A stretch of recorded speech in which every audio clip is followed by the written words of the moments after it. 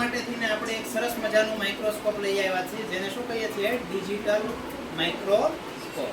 આ નાનું માઇક્રોસ્કોપ છે એટલે એને ડિજિટલ મિની માઇક્રોસ્કોપ કહેવાય. આવા મોટા માઇક્રોસ્કોપ પણ આવે છે.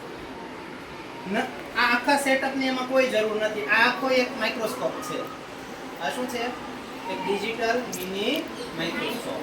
હવે આના દ્વારા આપણે ફોનમાં પણ જોઈ શકીએ, મોબાઈલ ફોનની અંદર પણ, અને કોમ્પ્યુટરની અંદર પણ આપણે આના દ્વારા જે તે સ્લાઇડનો અભ્યાસ કરી શકીએ છીએ.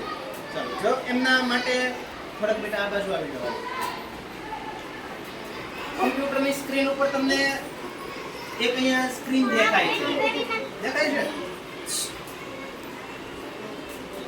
ચાલો જુઓ, કોમ્પ્યુટર ઉપર તમને અહીંયા એક સ્ક્રીન દેખાતી છે. તો આને ફેરવું એટલે એ બધું ફરતું હોય એવું દેખાય છે.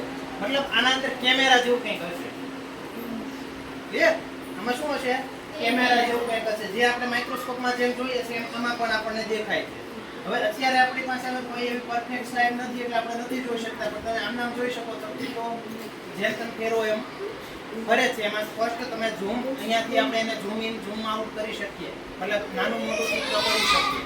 તો બેટા હાથ આપતા ચલો. જો આના ચામડીને જોવા માટે આપણે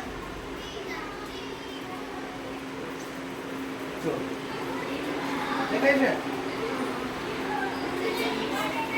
એની ચામડી આટલી સરસ મજાની ઝૂમ કરીને જોઈ શકીએ છીએ. જેમાં નાના નાના છિદ્ર જેવી રચના હશે. દેખાય છે? જો હું આને અહીંયા રાખી દઉં છું એટલે તમે લાવા અહીંયા જો દેખાય છે બધાને? જો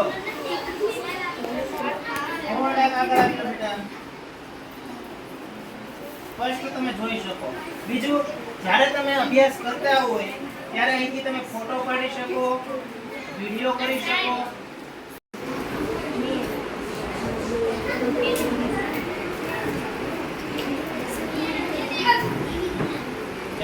આવી જ રીતે આપણે આના દ્વારા શેનો અભ્યાસ કરી શકીએ? સ્લાઇડનો. ધારો કે આ સ્લાઇડ છે તો એને આપણે યોગ્ય જગ્યાએ રાખી અને આવી રીતે તમે આમાં જોતા જાઓ તો આપણને આમાં સ્લાઇડનો સ્પષ્ટ અભ્યાસ કરી શકીએ છીએ. આ માઇક્રોસ્કોપની અંદર પણ અહીંયા તમને ફોટા પાડવાની સુવિધા આપે છે. જો આ ફોટો પડી ગયો, હું અહીંથી ક્લિક આપું, ધારો કે કોઈ વસ્તુ જોતા જોતા મને જે જોવું છે એ ઓબ્જેક્ટ મને મળી જાય તો હું અહીંથી એનો ફોટો પાડી શકું છું. ધારો કે મારે આ જોવું છે, મેં એનો ફોટો પાડી લીધો, અહીંયા આપણો ફોટો આપણા કોમ્પ્યુટરની અંદર સેવ થતો. તો આટલી સરસ સુવિધા આપણને ડિજિટલ મિની માઇક્રોસ્કોપ દ્વારા મળે